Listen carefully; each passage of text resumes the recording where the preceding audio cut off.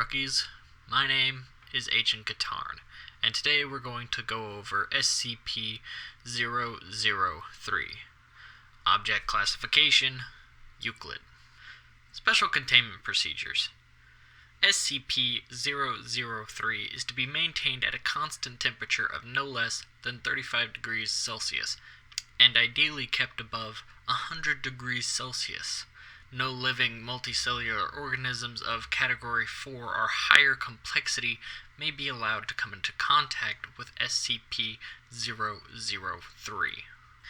In event of total power failure, if SCP-003-1 begins to increase its mass, assigned personnel must engage in skin contact with SCP-003-1.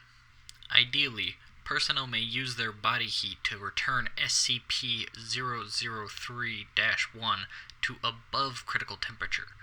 However, skin contact must be maintained even in event of SCP-003 reaching activation temperature, lasting at minimum until SCP-003-1 advances fully into its second growth stage.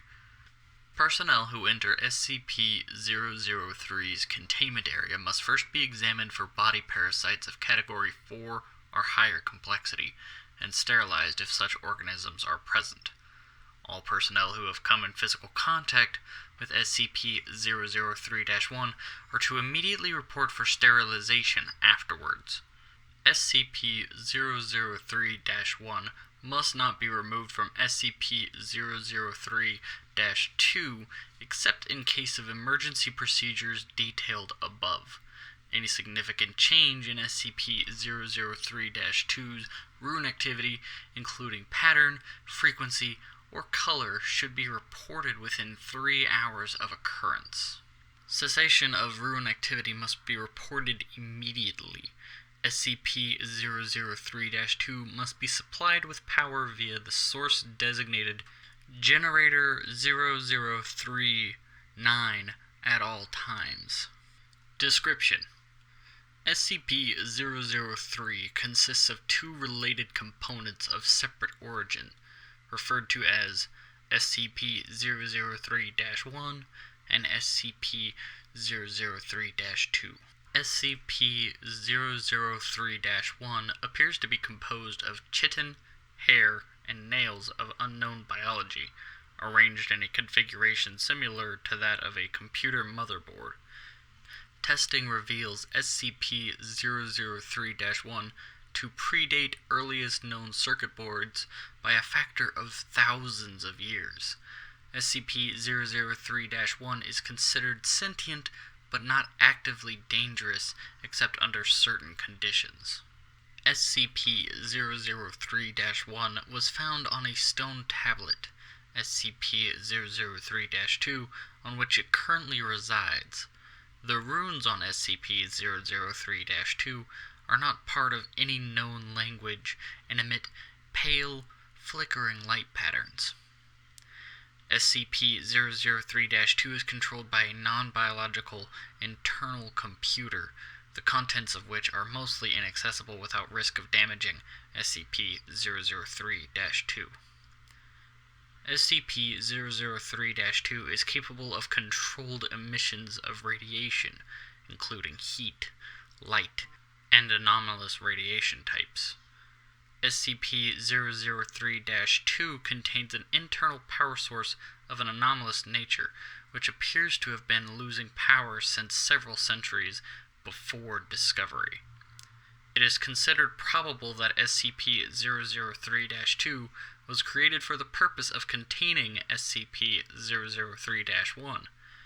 Partially interpreted data recovered from SCP-003-2 may refer to a past and or potential future LK-class restructuring event caused by SCP-003-1. SCP-003 was located by Remote Viewing Team SRV-04-Beta. It appears possible that SRV-04-Beta was deliberately contacted by SCP-003-2. Other organizations have also been alerted to SCP-003's existence, possibly by similar means. Despite this activity, SCP-003-2 does not appear to be sentient, based on its lack of reaction to MO3 Gloria analysis and procedures. When SCP-003 drops below temperature of 35 degrees Celsius, both components react. First, SCP-003-1 enters a growth state characterized by an exponential increase in mass. This growth state consists of two stages. In both stages, SCP-003-1 partially fuels its growth by converting matter around it, starting with any surrounding inorganic material, including atmospheric elements, then non-living organic materials, including cells of dead skin, hair, chitin, enamel, keratin, and other biological materials. This first stage is always the same. SCP-003-1 will first increase its mass, then take a form in a shape similar to an ophiuroid of 15 meters in diameter, including what appears to be a central processor of 3 meters in diameter. It will form sensory organs that appear to scan its surrounding environment and will partially convert the area around it to an unidentified anomalous substance. SCP-003-2 seems immune from this conversion. The second stage describes a growth alteration which occurs when SCP-003 comes into contact with living organic material. SCP-003 appears to template itself off the organic material and will attempt communication with organisms that match its initial template or templates. In its second stage, SCP-003-1 may pause, slow, or change its growth. It will also convert inorganic and non-living organic elements into functionally similar structures while anomalously altering their physical makeup. While growth is consistent with the first stage, in the second stage, SCP-003-1's growth rate is diminished by 20 to 90%, so long as SCP-003-1 remains in contact with living organic material. The percentage is determined by the complexity of the organisms/isms in contact with SCP-003-1. SCP-003-1 appears to devote a large amount of processing power to analysis of living organic material. During each of SCP-003-1's growth stages, SCP-003-2 releases bursts of radiation that temporarily inhibit SCP-003-1's growth or reverse this growth when the temperature of SCP-003-1 rises above 100 degrees centigrade. Similar radiation emissions have been replicated or recorded via other anomalous means. SCP-003-1's biology has been the subject of an extensive study. Significant elements have been identified similar to SCP Data redacted. SCP-1512 and SCP-2756.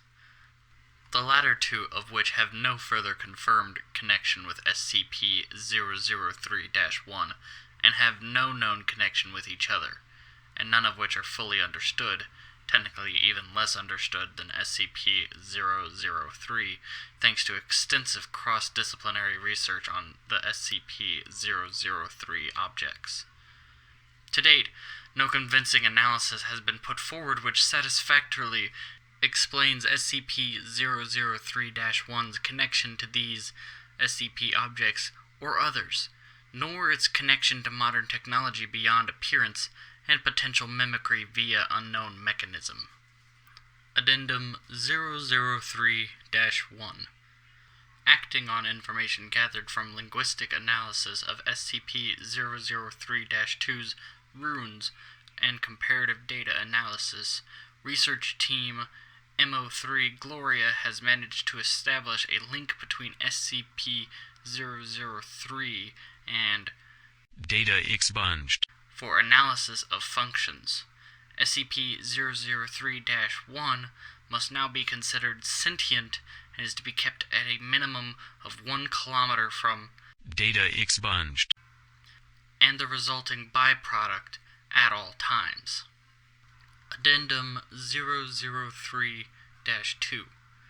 SCP-003-2's power loss has been exacerbated by the procedures performed by MO3 Gloria. On orders of O510, MO3 Gloria will continue procedures. Addendum 003-3. During MO3 Gloria's procedures, SCP-003-1 doubled its mass and began rapid structural growth. Temperature was immediately returned to 100 degrees centigrade. Growth and mass increase of SCP-003-1 continued for 9 minutes and 6 seconds, at which time a sustained radiation spike was produced by SCP-003-2. In response, SCP-003-1 returned to its normal state in 3 minutes and 39 seconds. New growth dissolved into a dusty residue, which was collected for analysis. Both SCP-003-1 and SCP-003-2 ceased all detectable activity. SCP-003-2 did not resume activity until connected to an external power source. SCP-003-2's ruins glowed uniformly gray and did not resume normal activity for 3 hours. SCP-003-2 no longer appears to be able to maintain containment area at temperature above 35 degrees centigrade, without external power supply by generators 3 through 9. Addendum 003-4. The procedure detailed in Addendum 003-3 was repeated, and SCP-003-1 again entered a growth state. After 10 minutes 13 seconds, SCP-003-2 once again produced a sustained radiation spike. SCP-003-1's growth stopped for 36 seconds, then resumed its previous pace. On quadrupling its mass, SCP-003-1 formed a coherent outer shell of a body after appearing to scan its environment and partially converting its environment. SCP-003-1 then breached containment. Entering the observation gallery where 9 members of MO3 Gloria were present. On physical contact with team members, SCP-003-1 encompassed them in rapidly grown appendages and stopped growth for 15 minutes. SCP-003-1 then resumed growth and rearranged the component parts at the center of its form to the shape of a 3-meter-tall female humanoid, with peripheral tentacles shifting to extrude primarily from SCP-003-1's newly formed hair and spine. SCP-003-1 then produced rudimentary vocalizations in an apparent initial attempt to communicate with the researchers. Data expunged. An unknown individual approached the compromised containment area in company of a full squad of agents. The individual claimed to be acting in orders of O510 and attempted communications with SCP-003-1. Data expunged. Following this incident, Agent Jackson of MO3 Gloria successfully restored power to SCP-003-2 and activated backup generators to return temperatures to 100 degrees centigrade. SCP-003-1 returned to a normal state in 21 minutes and 7 seconds and was successfully recontained without incident. All 9 members of MO3 Gloria affected by SCP-003-1 were afterwards found to be physically unharmed, with no residual effects besides psychological trauma. The converted materials of SCP-003's former containment area did not dissolve and are now under analysis. Addendum 003-5. In light of previous incident, 0510 was removed from the 05 Council by joint decision of 05, Redacted. 05, Redacted. and 05. Redacted. MO3 Gloria procedures have been indefinitely suspended. The following is a transcript of Incident Report A21-B, Cycle 8, for dissemination to 05 Command and Staff. Interviewers, Redacted. Redacted. and Redacted. present, 052, 055, 057, 0510, and staff. Interviewed, Dr. Tilda David Moose, MO3 Gloria Lead. Excerpt 35A. She tried to talk to us. We all heard her voice in our heads, in a sort of half-language we couldn't fully understand. Some of the others passed out immediately. I lasted a little longer, but it wasn't because of my mental fortitude. It's just that she was trying to tell us different things. She showed Jones a replay of all the memories of everything Jones ever felt about everything, all over the course of a few minutes. She ripped 3 of the researchers apart and put them back together unharmed. She doesn't understand human emotion or pain, or very much about how we experience the world. Yes, I would say the containment procedures are necessary. Listen, she wants to remake the world into a paradise filtered through her own alien understanding of paradise, but still a paradise designed for us, for humanity. She would be happy to make a paradise for any sufficiently complex organism she comes across first, anything with a complex enough mind to accept her, say, a dog or a housefly. If she breaches again, we have to be there first. What would it be like? I don't know. She showed us images. Not quite images. I can see them in my head, but they're not pictures. The closest thing I can think of is what you see when you close your eyes suddenly and tightly, but brighter and more complex. These images had metallic sounds associated with them, and sensory details that we don't have the words or concepts to describe. The whole effect felt like words of some kind. I believe she wanted to see what we could understand, so she could understand us. She didn't have time to finish analyzing us. I don't know what would have happened if she had.